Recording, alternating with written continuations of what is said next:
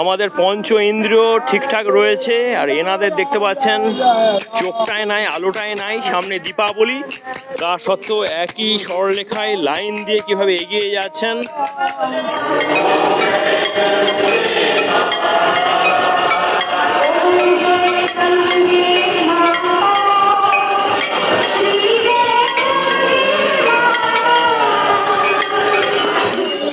বন্ধুরা, হরিদ্বারেতে গঙ্গার ঠিক ঘাটেতে দেখুন অন্নদান করা হচ্ছে এই সমস্ত মানুষদেরকে যারা একটু অসহায় বা আর্থিক দিক থেকে দুরবস্থায় রয়েছে।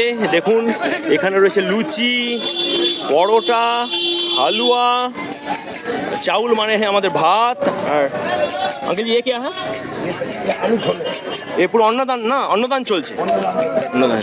দাদা আপনারও বিচার আছে এখানে দিয়ে দাও, আমি জানাতে। আচ্ছা, আপনাদের ট্রাস্টের নাম কি? ট্রাস্টের নাম কি?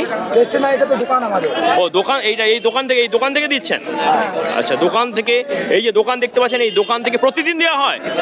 প্রতিদিন প্রতিদিন এই সময়েতে অন্নদান করা হয়।